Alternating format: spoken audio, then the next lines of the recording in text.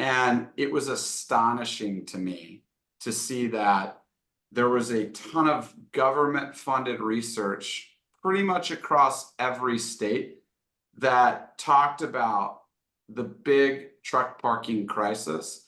And then you have drivers raising their hand and saying, this is the biggest issue that we face. But I looked for anybody that was trying to play a role in solving this problem, both private and public companies. And there was no one that was making a meaningful impact on this problem. I am here with Trent Cameron, the CEO and co-founder of Outpost, and we are going to discuss the company's latest announcement that addresses the nationwide truck parking crisis, something that we know all too well. So with that being said, thanks for joining me, Trent. Yeah, absolutely. Super pumped to be here, and enjoyed following you for a while now. So really stoked to be chatting. So before we kind of get into the details, why don't you go ahead and introduce yourself and tell us a little bit about your company? I am Trent Cameron, CEO and co-founder here at Outpost. We founded the company in November of 2021.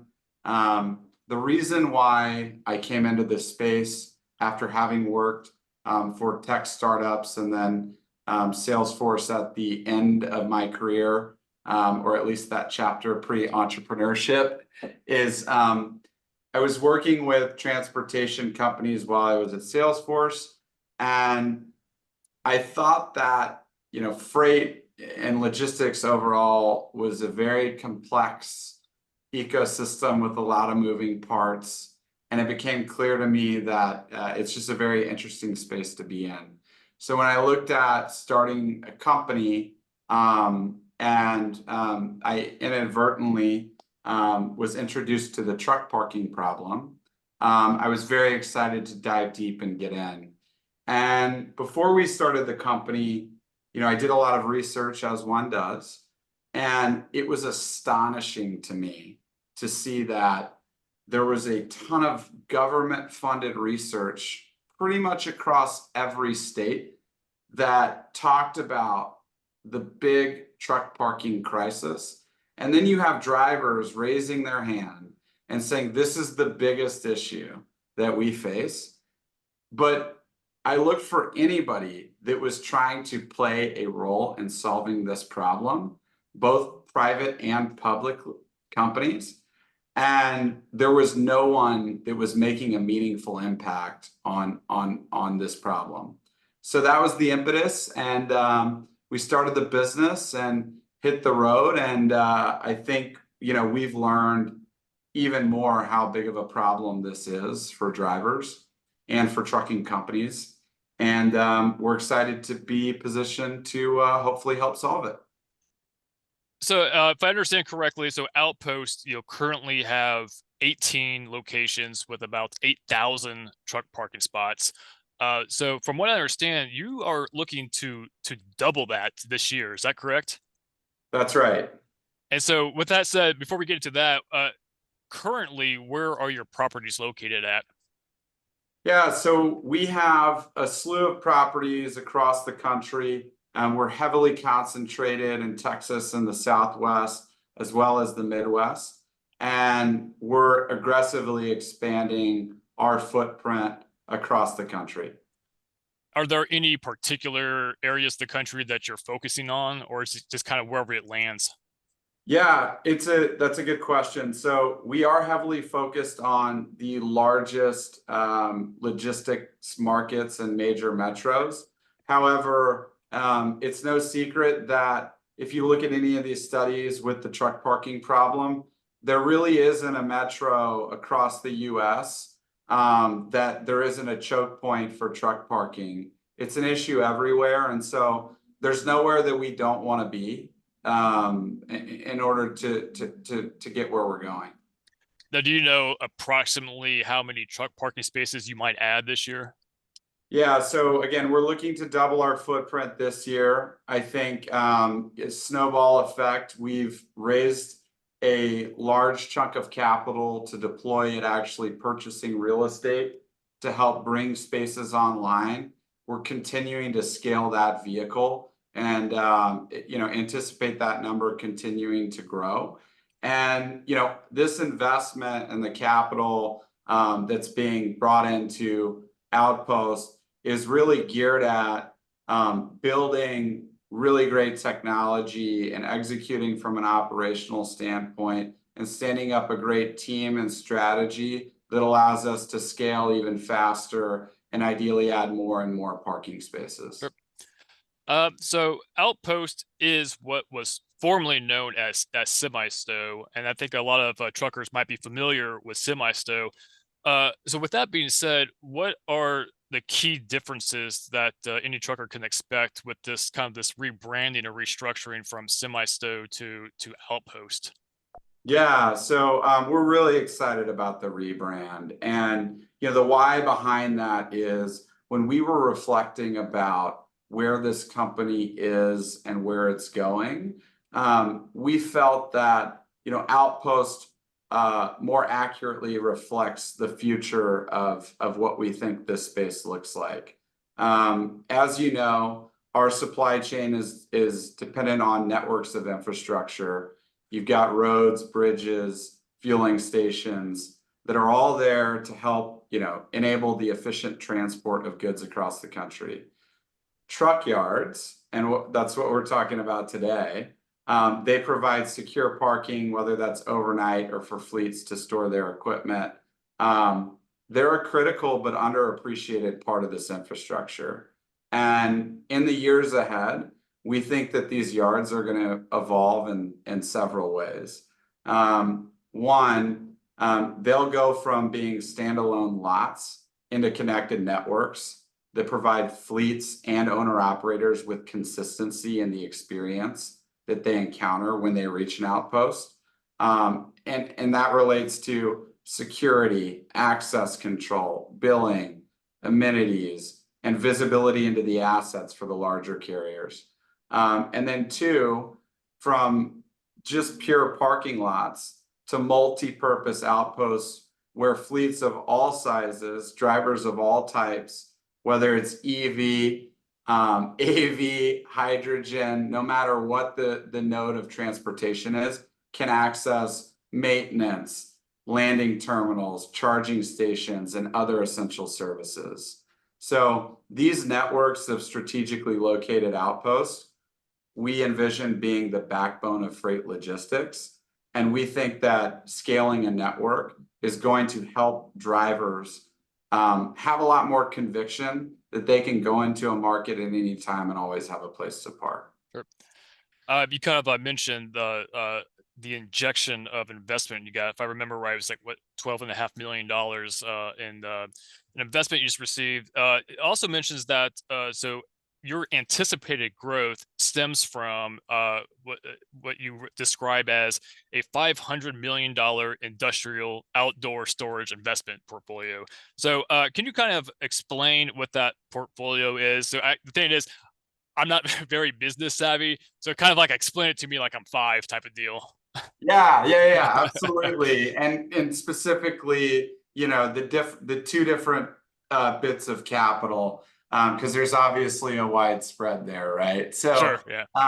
the $500 million that you're mentioning is the real estate fund that we're actively deploying. That capital is going into the actual acquisition, development, and standing up of these outposts. Yep.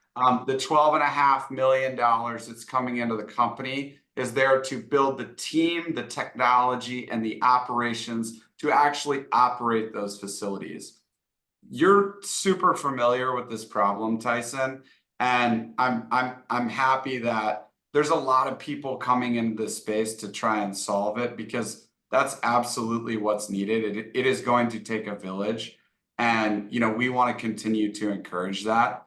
Our approach is that in order to solve it most effectively, we'd like to control all three sides of the equation. So to the extent that we can have control of the real estate, control the operations and the experience that happens at the site, as well as build and control the technology that gives the drivers and fleets access to those locations and the ability to operate it. That's what we think is going to be needed to build a real network to help solve this problem. Okay, so to make sure that I understand this correctly, then, to go back a little bit, so there are several truck parking apps, for example, right? And most of those apps, from what I can tell, it looks like the business model is they basically they send truckers to basically third-party truck parking facilities. So someone has a truck parking facility that they don't necessarily own, but there's kind of like a brokerage type of deal going on here between the app, the truck parking facility, and the drivers. So from what I understand, what you're proposing with Outpost is it's not so much as a brokerage as you control everything. So you own the land, you own the operations, and you're taking truckers directly to the truck parking facilities that you own. Is that correct? Yes, that's right. That's the Okay. approach we're taking. And like I said, I think it's fantastic the apps that are coming out to help drivers find parking.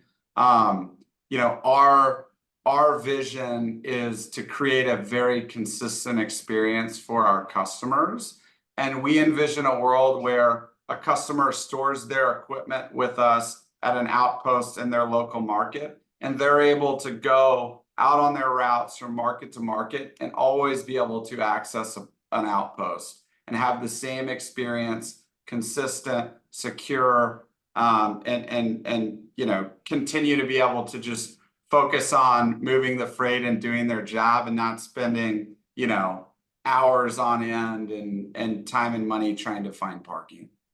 So, as we talked about before, I've been covering truck parking for about a decade now, and one of the biggest hurdles to cross when it comes to addressing the shortage is resistance at the local government level, particularly acquisition of land and getting the zoning approval and stuff like that.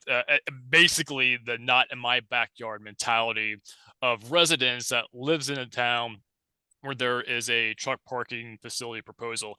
Have you have any experience with this? Is this something that you have noticed when trying to, create these truck parking spaces? 100%, Tyson. And I think you know, that is one of the things that makes it hard for anyone to really scale in this space is the supply constraint of the ability to even construct these parking lots. So we've really pride ourselves on working at a market level to help educate people on truck parking, on the necessity behind it, and why it's important for there to be a secure place for these drivers to park. At the end of the day, the consumer is the one that's going to pay for it if they're pushing everything outside of city centers. And it's not fair to the drivers to have to drive 30 minutes to go get in their truck every day, right? And so it is very difficult working with the cities. And, you know, anecdotally, we've even had cities ask us to come in and speak about this topic, you know, with their city councils and with different groups. And what we've seen is, you know, everybody has, you know, an idea around, you know, where they should be putting these trucks and where people should be parking, but none of those ideas translate into something that actually would work for the trucking companies or the drivers. And that's what we want to really enable. So you've mentioned that you've done your research, and as I imagine you've done extensive research of truck parking, getting into the industry. I'm guessing that you've probably engaged with fleets and truck drivers to kind of get your finger on the pulse of what they want. What have you heard from fleets and different stakeholders regarding the demands of truck drivers when it comes to the parking situation? Yeah, it's important to have somewhere to go to the restroom, of course, to clean up trash. In a perfect world, you know, you've got clean showers and you have different amenities that they're able to access while they come on site. I would tell you that the thing that we hear and what Outpost is really trying to solve is creating a safe and secure place for people to Yeah. park. That is something that I think people don't talk a lot about, but when you've got a trailer that could potentially have, X many, dollars worth of goods in it, you want to go and park somewhere safe where you know that that equipment and that cargo is going to be safe. And same thing goes for the fleets, right? We enable a lot of drop and hook freight, where a long haul driver is bringing it in, and there's a local driver working for the fleet that's doing shuttle runs. So a lot of loaded trailers and containers coming in and out of our yards, and the safety and security and cleanliness, and those are the things that are really important beyond the restrooms and dumpsters, et cetera. So. Yeah, yeah, I think that's the important thing to recognize is that like at the end of the day, the only thing that's absolutely essential is just having some place to park, and that's something that truckers are struggling to do, particularly in heavy populated urban zones. As you mentioned, and you also mentioned security, and I think when it comes to truck parking, I think that's the biggest thing that truck drivers have. Uh, I guess you can say demanded out of their truck parking facilities is that there's a level of security, knowing that they're going to be safe where they're parked. What measures are you taking to ensure that security? What kind of security systems are going to be utilized at these facilities? Yeah, so that's a great question. So at our facilities, we do extensive monitoring of the access control point. In some cases, that is somebody on site 24/7, checking in every driver that arrives at the facility and making sure that they are who they're supposed to be before coming in and out of the facility. And at the very least, we have a team that is watching and administering the access control from a centralized command center that makes sure that if someone shows up and they have a reservation, they're able to get in. Or if somebody has, a membership with us, they're able to access the parking facility. So that's kind of carte blanche how we approach the access control bit. And then when you think about perimeter security, we take extensive measures with heavy fencing, in some cases, even electric fencing in dense urban areas where it keeps, thieves from coming in and out of the facilities. A lot of lighting. Nobody wants to go rob a 7-Eleven, so to speak. So we pride ourselves on things like that make people feel like they're safe. And if you could talk quickly about the kind of like the pricing structure, maybe not necessarily the specific prices, but you mentioned how you have daily rates and then also monthly. So what are the different structures that you have there, and are there any discounts for like larger fleets, or how's that going to work?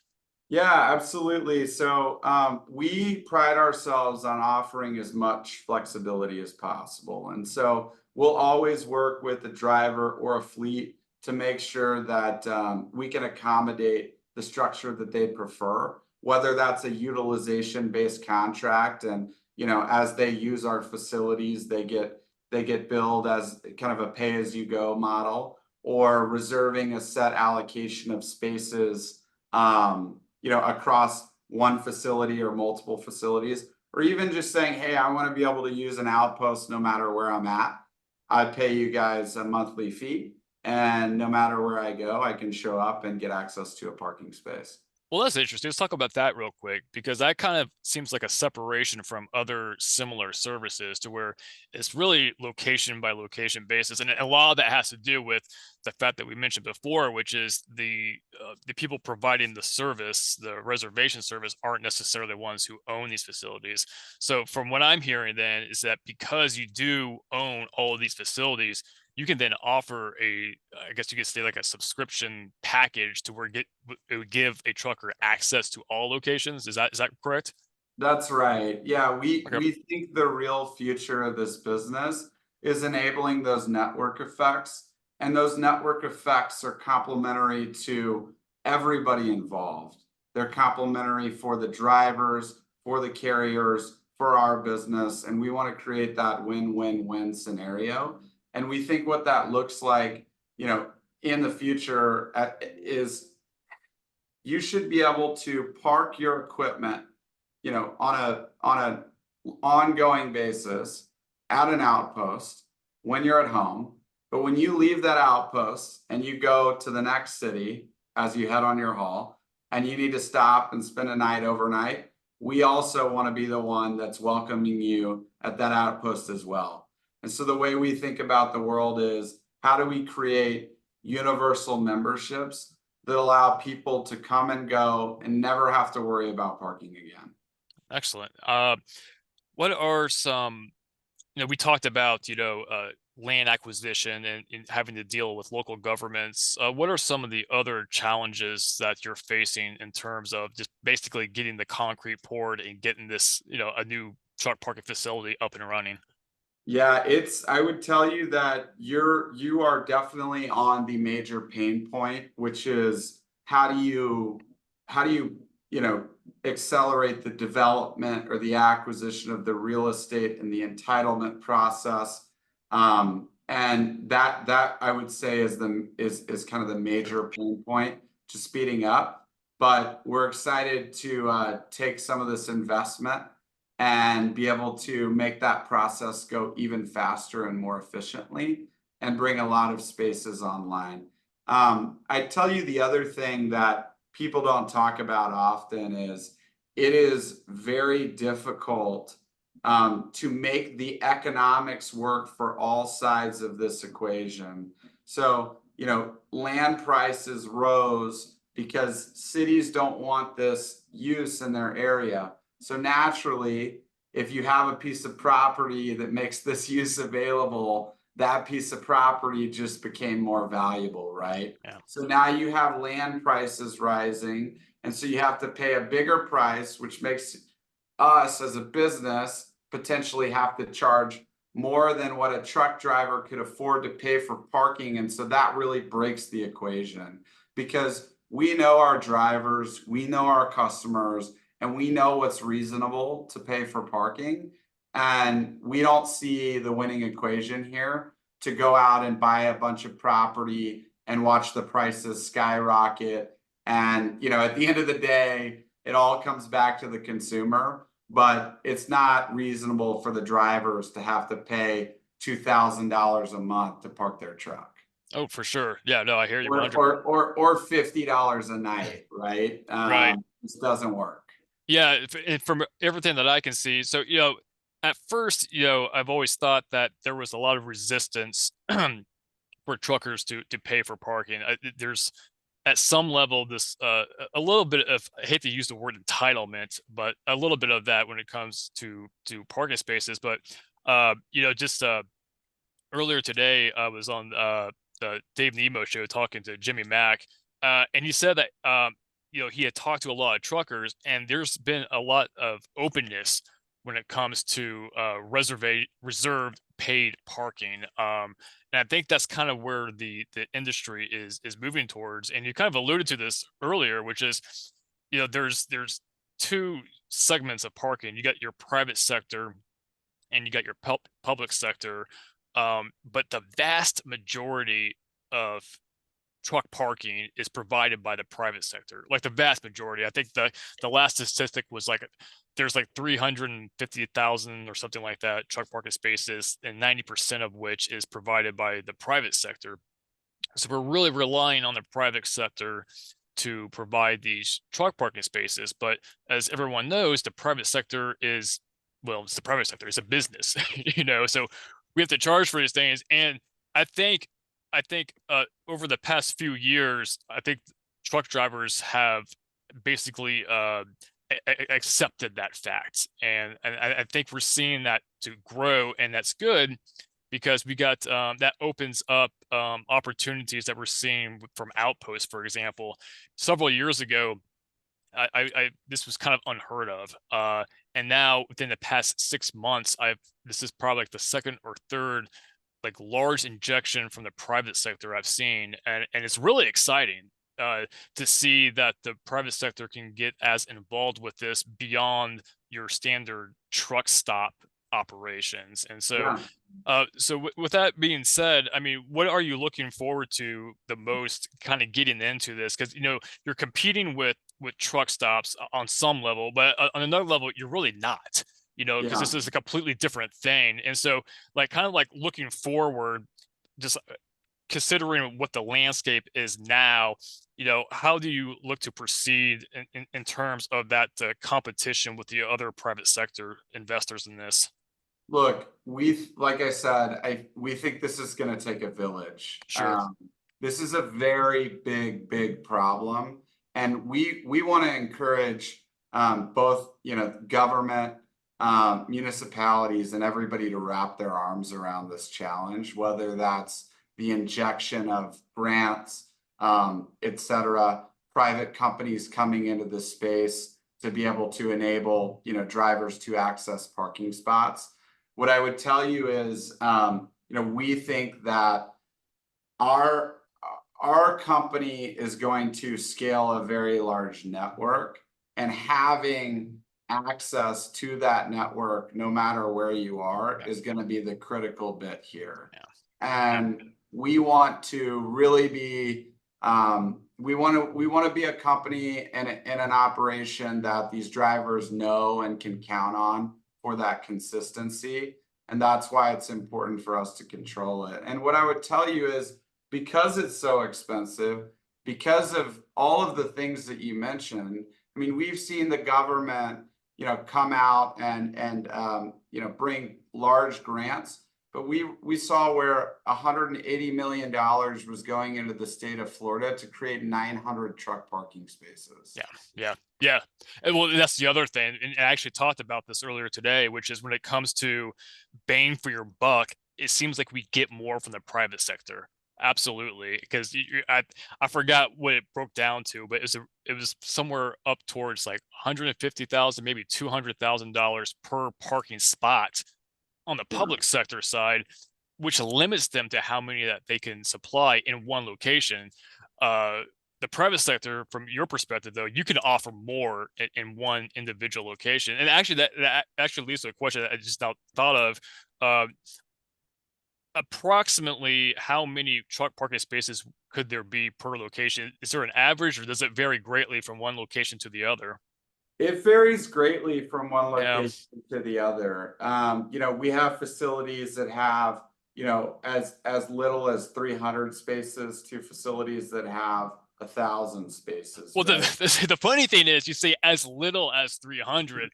That is like more than like triple or quadruple, actually 10 times than any rest area. So it's funny to hear as little as 300, because that's, relatively speaking, it's a lot for one location. Yeah, well, it's our business though, and Yeah. that's why I think we're well positioned to solve it. And it's also what I talked about, as it relates to, we talk a lot about truck parking, and it's always the inference of, when I'm on the road, where am I going to park my truck?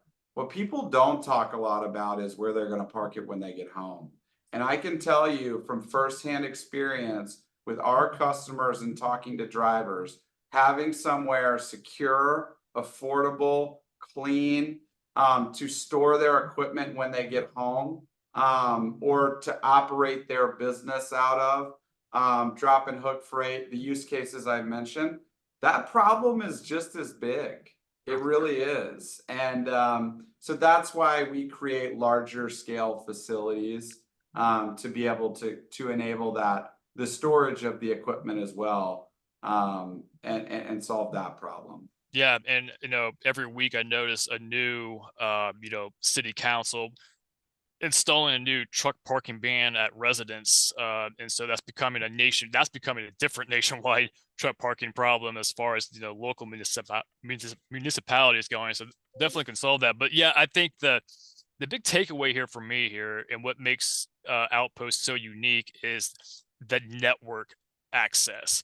Again, other truck parking apps and providers, it's more like a brokerage type thing where you can reserve a spot at this location, but then you're going to have to strike a whole nother set of deals or pricing or reservations or whatever if you want to park somewhere else. But to have access to entire network, I mean, I think, it's a one-stop shop that I think it has to at least the potential to be a game changer in terms of, finding truck parking. Yeah, we certainly hope so, man. It's been a lot of fun to get into this business, to get to know the drivers, to understand their challenges. And, it's the same thing that everybody's talking about.